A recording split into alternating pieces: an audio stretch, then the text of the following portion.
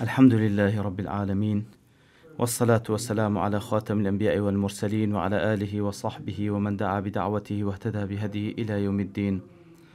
السلام عليكم ورحمة الله. برزان في خوشحان لوانية كم تفسير سورة النبأ بخزمتان بقموا بمبس رزامن دي خواهي قولي وهوادان بإوي آزي السودي لور إن شاء الله. أعوذ بالله من الشيطان الرجيم. بسم الله الرحمن الرحيم. عما يتساءلون عن النبأ العظيم الذي هم فيه مختلفون كلا سيعلمون ثم كلا سيعلمون. بله خوشوستان ديار سورة النبأ وكو يكم سورة لجزء عما معلومة كوا باز لقيامت دكاتا وكو سورة مكي کاتێکەوە باز لە قیامەت دەکات لە سەرەتادا بەو شێوەیە وەکو پرسیارێکی کەوە دەربارەی ئەوەی ئەوان پرسیاری لێ دەکەن دەربارەی هاتینە ڕۆژی قیامەت خوای گەورە بەو شێوەیە بە سیغەی ئیستفهام دەست پێ دەکاتن. ئەو قیامەتی کە ئەوان مختلفن تێیدا کەسانێک ئیمانیان پێ هەیە و کەسانێک ئیمانیان پێ نییە. ئیتر خوای گەورە سوبحانەهو وتەعالە باز لە هاتنی قیامەت دەکات لە سەرەتادا لە ڕوانگەی ئەوانەوە ئەوان شەک و گومانیان لە شتێک هەیە کەوا جێگای ئەوەی نییە شەک و گومان بی. جا خوای گەورە لە دوای ئەوە یەکسەر لە چەند ئاەتێکدا خوای گەورە سوبحانەهو وتەعالە چەند زمان ڕاکێشی لە بۆ چەند دیاردەیەک لەو بوونەوەرە و لەو کەونەی کە تێیدا دەژیان کە هەمووی نیشانن لەسەر دەسەڵاتی خوای گەورە سوبحانەهو وتەعالە کە ئەوەشیان بنەتیجە کەسێک بیری لێ بکاتەوە ئەو خودای کە بەتوانابی ئەو کەون و بوونەوەرەی بەو شێوە و بەو ڕێک و پێچیە خەڵق کردوی زۆر ئاعتیادی و ئاساییە لە قودرەتی خوای گەورە کە جارێکی دیکە و ئینسانە لە دوای مردنی زندی بکاتەوە. ئەوجا لە دوای ئەوە خوای گەورە سوبحانەهو وتەعالە باز لە هاتینی ڕۆژی قیامەت دەکات، باز لە هەندێک لەو ڕووداوانە دەکاتن کەوە بەسەر ئەو کەون و بوونەوەرە دادێتن لە ئەحداسەکانی ڕۆژی قیامەت. ئەوجا باز لە جەهەنەم دەکاتن، ئەو جەهەنەمێکەوە ئامادە کرایە و چاوەڕوانی کەسانێکە کەوا کەسانێکی تاغی و سەرکەش و لە سنوور دەرچوون چاوەڕوانیان دەکات تاوەکو بەو سزاییان بگەینی کە خوا بڕیاریدایە. و ئەوجا کەمێک حاڵیان لەنا ئەو جەهەنەمە و وەزعیان کووە و چیان پێدەگۆترێ. و پاشانیش لە ئاەتەکەی ئەخیری خوای گەورە سوبحانەهو وتەعالە باز لە بەرامبەرەکەیان دەکات کەوا کەسانێکی متتەقیە ئەوانیش لە چه حاڵێکدانە لە بەهەشدا خوای گەورە چیان پێدەبەخشی. ئەوجا دیسان چەند دیمەنێک لە دیمەنەکانی ڕۆژی قیامەت لەو ڕۆژێکەوە هەمووی حەشر کرانە و لە ساحەی مەحشەر ڕاگیرانە لە بارگای خوای گەورە سوبحانەهو وتەعالە کەوا خوای گەورە تێدا حاکمە سوبحانەهو وتەعالە. هیچ کەسێک و هیچ زاتێکیش لە بۆی نییە قسە بکە مەگەر خوا ئیزنی بدا سوبحانەهو وتەعالە. و لە کۆتا ئاەتیش دیسان حاڵی کافر لەو ڕۆژەدا بە چ شێوەیەکە کەوا لە چه حاڵەتێکە کە تەمەنا دەکا ببیتەوە خۆڵ و نەمینێ وجودی نەمینێ. خوا پەنامان بدە. بەڵێ ئەوجا یەکەم ئاەت بەو شێوەیە خوای گەورە دەست پێ دەکات عەمما یەتەساءەلوون، واتە ئەوان پرسیار لە چی دەکەن لە یەکتری. عەمما یەتەساءەلوون واتە کەسانێک لەوان ئەوانەی کەوە ئەو ڕۆژە بە درۆ دەزانن پرسیار لە یەکتری دەکەن، پرسیار لە یەکتری دەکەن لە نێوان یەکتری پرسیار لە یەکتری دەکەن عن النبأ العظیم، دەربارەی ئەو دەنگ و باسە گەورەیە پرسیار لە یەکتر دەکەن. لەبەرەوەی دیارە نەبە فەرقی لەگەڵ خەبەر هەیە. دیارە هەموو نەبەئێک خەبەرە بەڵام هەموو خەبەرێک نەبەء نییە، کەواتە هەر خەبەرێکی گرنگ پێدەگوترێ نەبەء، هەر خەبەرێکەوە شەئن و گەورەیەکی تێدابی. ئیتر ئەوان پرسیار لە یەکتری دەکەنەوە لە نێوان یەکتری دەربارەی ئەو خەبەر و ئەو هەواڵە گرنگە کە بریتێ لە ڕۆژی قیامەت. کەواتە لێرەدا وەکەئەنەما کاتێکەوە لە نێوان خۆیان باز لە ڕۆژی قیامەت دەکەن و پرسیار لە یەکتری دەکەن دەربارەی ڕۆژی قیامەت بە شێوەیەک باسی دەکەن بە تایبەتی وەکو سەرکردەکانی کوفر تاوەکو لە شەئنی ئەو ڕۆژە کەم کەنەوەکو خوای گەورە سوبحانەهو وتەعالە زۆر بە گرنگ باسی کردێ و کە بە فعلی زۆر گرنگە. ئەوان بە شێوەیەک لە نێوان خۆیان باسی دەکەن کەوا لە گرنگی ئەو ڕۆژەدا لە شەئنی ئەو ڕۆژە بین نەخوارێ تاوەکو لە ناوە خۆشیان ئەگەر کەسانێک هەبی ئەگەر بە خەیاڵیشیدا بێ ئیمان بەو ڕۆژە بینی ئەوان بە شێوەیەک بەگاڵتەجاری لە شەئنی ئەو ڕۆژە دەین نەخوارێ تاوەکو هیچ کەسێک لە ناو ئەوان بە خەیاڵی دانێ ئیمان بە ڕۆژی قیامەت بینی. ئیتر بەو شێوەیە خوای گەورە سوبحانەهو وتەعالا دەفەرمی الذی هم فیه مختلفون، ئەو ڕۆژێک کە ئەوان تێیدا واتە دەربارەی ئەو ڕۆژە ئەوان مختلفن، جیاوازیان لە نێوان یەکتری هەیە. بەڵێ جیاوازیان لە نێوان یەکتری هەیە، کەسانێک بە تەواوەتی ڕەدی دەکەنەوە، کەسانێک تەنها شەک و گومانیان هەیە، کەسانێک لەوان یەقینی هەیە ئەو ڕۆژە حەقە، بەڵام وەکو فیرعون وەکو خوای گەورە دەفەرمی وجحدوا بها واستيقنتها أنفسهم ظلما وعلوا، بەڵێ بە یەقینەوە دەزانی ئەو ڕۆژە حەقە، بەڵام ئیمانی پێناینی لەبەر ئەو زوڵم و ئەو خۆ بە گەورەزانینەی کەوا تێیدا. ئیتر خوای گەورە دەفەرمی الذی هم فیه مختلفون، بەڵێ جیاوازن تێدا، هەمویان وەکو یەک نین هەڵوێستیان دەربارەی قیامەت، بەڵام لەگەڵ ئەوەش هەمووی متفقن لەسەر ئەوەی کەوا موقف و هەڵوێستیان ئەوەیە کەوا ئەو ڕۆژە ڕەت دەکەنەوە، ئەگەر چی کەسانیشیان تێدا لە دڵ و دەروونەوە دەزانی ئەو ڕۆژە حەقە.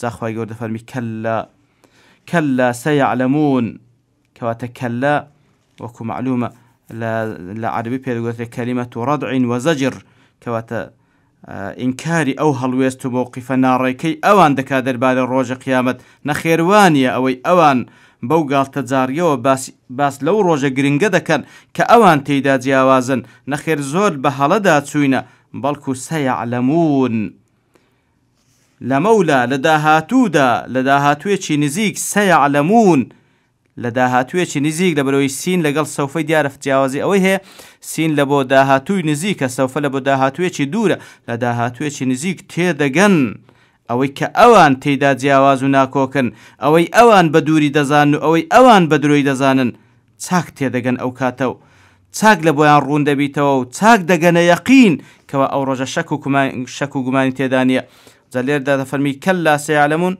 باشان ثم باشان دوباره كلا سيعلمون ديسان دوباري دكاتو عبارته جاوكو زانان دفرمون لبو تأكيدا هندش دفرمون بلكو أوي كم واتا نخير أوي أوان غلطة سيعلمون لداهاتوين شنزي كاتكوا مردن دقات سريان لو حالتي هل لقل روح تشيشان دا کاتێکەوە جێگای خۆیان نیشان دەدرێن ناو ئاگری جەهەنەم دەگەنە یەقین لەبەرەوەی وەکو خوای گەورە هەر مردنیشی بە یەقین ناو بردیە وعبد ربك حتى يأتيك اليقين کەواتەوان هەر لەسرە مەرجیش سەیعلەمون لەو کاتێک کە جێگای خۆیان لە ئاگری جەهەنەم نیشان دەدرێت ثم كلا سيعلمون واتە لە پاشانیش لەو کاتانێکەوە لە ڕۆژی قیامەت بەرپا دەبی لە دوای ژیانی بەرزەخیان دیسانیش لۆیان یەقین دەبی کاتێکەوە بە چاوی خۆیان ئەو ڕۆژە دەبین و بە چاوی خۆیان جەهەنەم دەبین و ڕوبەڕووی سزای خۆیان دەبنەوە. ئەوجا لە چەند ئاەتێک خوای گەورە سوبحانەهو وتەعالە وەکو باسمان کرد کەوە سەرنجمان ڕاکێشی لە بۆ ئەو شتانەی لەو بوونەوەرەدانە کە هەمووی هەر یەک لەوانە بیری لێ بکەیەوە، هەمووی نیشانەیە لەسەر دەسەڵاتی خوای گەورە سوبحانەهو وتەعالە تاوەکو بمانگەین تەقەناعەت بۆی کە ئەو خودای بەتوانە لەسەر ئەو شتانە بەتوانە جارش کەژە ئینسانە زندی بکاتەوە حسابی لەگەڵ بکە. جا خوای گەورە دەفەرمی ئەلەم نەجعەل الأرض مهادا ئەلەم نەجعەل الأرض مهادا ئایا ئەو زەویەمان لە بۆ ڕانەخستون کەواتە لێرە بە سیغەی ئیستیفهامە واتە تەماشای بکەن بزان داخۆ ئەو زەویەمان وەکو میهادێک لە بۆ ڕانەخستون. دیارە میهاد ئەو جێگایەکەوە ئامادە کرا وەکو باز لە لانکەی منداڵ دەکرێت پێدەگوترێت ئەلمەهد کەواتە ئەو جێگای کە لە بۆی ئامادە کرا بە هەموو شێوازەکان ئەو منداڵە کە هیچ توانایەکی نییە کە بە خۆی بگونجێنی بەڵکو ئەتوو جێگاکەی لە بۆ دەگونجێنی تاوەکو بە هیچ شێوەیەک تووشی ئێش و ئازار نەبی بە شێوەیەکی زۆر ئاسوودەیی ژیان بەسەر ببە. جا خوای گەورە سوبحانەهو وتەعالە کە لله المثل الأعلى دەفەرمی ئێمە ئەو زەویەمان ڕەخسان لە بۆنگۆ بە شێوەیەکەوە بتوانن بەبێ هیچ گرفتێک لەسەریدا بژێن.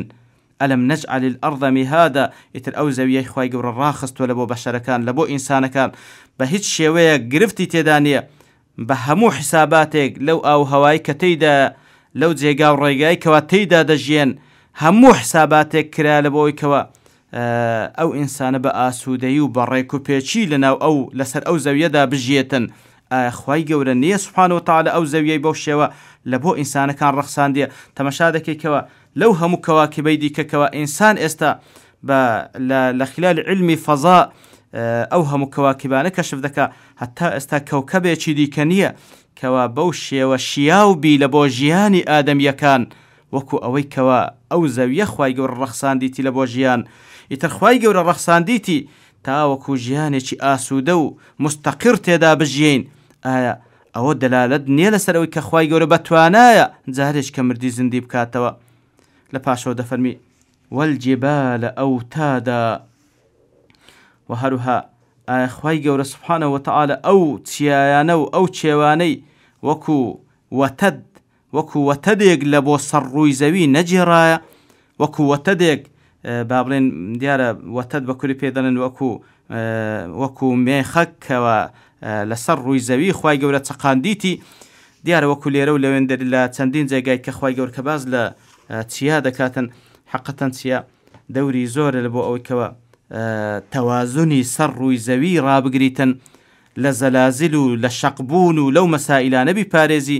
ئیتر وەکو ئەو وەتەدەی وەکو ئەو سینگەی کەوە خیوەتەکانی پێڕادەگیرێتن کاتێکەوە پێی تەثبیت دەکرێت ئیتر دەچەقێندرێ لەسەر ڕووی زەوی تاوەکو خیوەتی پێڕاگیرێ. ئەوە لە ژیانی ئینسانەکان بابرن لە کار و کردەوەی ئینسانەکان بە هەمان شێوە وەلله المەثل الأعلى ئەو چیا گەورانە خوای گەورە سوبحانەهو وتەعالە لە زەویدا چەقاندیتی وەکو معلومە کە لە علمی جیۆلۆجی کەوە ئەو چیایە ڕەگێکی زۆریشی بە ناخی زەویدا چوتە خوار. ئیتر لە نەتیجە و لە حاصلاتی ئەو چیایە بێزگە لەو بەروبوومێکەوە لەو بەشەیکەوە لە سەرووی زەویە کەوا لە چەندین مەعادن خوای گەورە سوبحانەهو وتەعالە لە خلالی چیادا پێشکەشی ئینسانەکان دەکاتن. ئەو جات چیاش وەکو خودی چیا بەوەی کەوا لەسەر ڕووی زەویە و ئەوەی کەوا لە ناو ناخی زەویە خوای گەورە تەوازنی ئەو زەویەی ڕاگرتی ئەن تەمیدە بیکم وەکو دەفەرمی تاوەکو هیچ خەلەلێک دروست نەبی، تاوەکو تووشی زەلزەلە و تاوەکو تووشی خەسف و تاوەکو تووشی مەشاکل نێن. بەڵێ ئەوەشیان دەلالەت نیە لەسەر عەزەمەت و قودرەتی خوای گەورە کەوە خوای گەورە بەتوانایە جارێکی دیکە ئەو مردیە زیندی بکاتەوە. لە پاشان دەفەرمی وەخەلەقناکم ئەزواجا. خوای گەورە دەفەرمیتن ئێوەمان خەڵق کردیە بە ئەزواج دیارە واتە نێرە و مێیەمان لەنگۆ دروست کردیە واتە بەجووتە ئەنگۆمان خەڵق کردیە. ئیتر لێرەدا هەندێک لە مفەسرینش دەفەرمون وەخەلەقناکم ئەزواج جەمعی زەوجە، زەوج بە معنای سنف دێتن کەواتە وەخەلەقناکم ئەزواجا واتە بەو شێوەیە خوای گەورە سوبحانەهو وتەعالە ئێمە و هەموو مەخلوقاتیش نەوەک هەر ئێمە لەبەرەوەکو لە ئاەتێکدا دەفەرمیتن کە سبحان الذي خلق الأزواج كلها مما تنبت الأرض ومن أنفسهم ومما لا يعلمون. پاک منەزەهی لە بەو خودایکەوە لە هەموو مەخلوقاتەکان ئەزواج و جووتەی خەلق کردیە. ئینجا ئەوەی کەوە مما تنبت الأرض ئەوەی لە زەوی شین دەبی لە ڕوەک و لە نەباتات ومن أنفسهم لە نەفسی خۆیان ومما لا يعلمون ولا چەندین شتی دیکەش کەوا نایزانن. کەواتە بەڕاستی قاعیدەی خەلق لەو وجودەی کەوا خوای گەورە خەڵقی کردینە هەمووی لەسەر ئەساسی جووتە خوای گەورە خەڵق کردیە. ئەوجا لە کچکەترین شت وەکو لە زەڕەیەکەوە ئەلکترۆن و نیۆترۆن هەیە یاخود ئەلکترۆن و پرۆتۆن هەیە، ئیتر بارگەی سالب و موجب هەیە. ئەوجا لە ئینسانەکان لە هەموو مەخلوقاتێک خوای گەورە نێرە و مێی خەڵق کردیە لە نەباتات و لە هەموو شتێک وە خوای گەورە دەفەرمێ ئەنگۆ ناشی زانن. ئیتر دیارە ئەوەش بەڵگە و دەلالەتە لەسەر وەحدەت الوجود بۆی کەوە خوای ئەو زاتەی کەوە ئەو وجودەی خەڵق کردە هەر یەک زاتە کە ئەڵڵا سوبحانەهو وتەعالە کاتێکەوە هەمووشی بە زەوجیە خەڵق کردیە لەسەر ئەو ئەساسی کەوە هەر هەمووی محتاجن، هەر زەوجێک محتاجی ئەوەی تریانە و دیارە یەک زات هەیە لەو وجودێکەوە زەوجی نییە کە فەرد و سەمەدە کە ئەڵڵا سوبحانەهو وتەعالە هەر ئەو زاتیش شانی پەرستنی هەیە. لۆیە خوای گەورە سوبحانەهو وتەعالە دەفەرمێتن ومن كل شيء خلقنا زوجين لعلكم تذكرون ففروا إلى الله. کەواتە لە هەموو شتێک ئێمە بەجووتە خەڵقمان کردێت تاوەکو پند و ئامۆژگاری وەربگرن، پند و ئامۆژگار وەرگن تاوەکو تەنها ڕوو لە خوای گەورە بکەن کە ئەو زاتەیە محتاج نییە، محتاجی بە کەس نییە، بەڵکو هەموو مەخلوقین محتاجیان بەوی هەیە. وخلقناكم أزواجا وجعلنا نومكم سباتا، وهروها وجعلنا نومكم سباتا. خواهي قول سبحانه وتعالى دفنوي نستنين قومان جراء بماي إسراحة دابرانتان لمان ديبون، دابرانتان لمان يوديار وكو معلومة هل يقل إيما هزبو بو فضل نعمتي خواهي قول دكا كاتك كوازور شكتو ماندي دبي، بلام كاتك بفضل خواهي قول كاتك كدنوي أو إنسانك هل دستيتو إنساني چينوي بابلين بطاقته هيزو توانايا چينوي وكأنما أو نستن الشحن دكاتوا لو وكزانان بازلا هندي حق دكن وكلوانا ديار لكاتي مانديبون أنواع مواد هي دردسي لجسم وإنسان إفراز دكريتن إتلكاتي نستن أو موادان نامنة إتر أو إنسان دكوت حالتي دابران لمان ديبونو وكو شحن بونو دوباره هيزو توانا ديتو بريتا وكو سلن ويدس بجيان بكاتوا حتى أوكاتي خواهي قول لبوي تقدير كرديا. سبحان ربك رب العزة عما يصفون وسلام على المرسلين والحمد لله رب العالمين.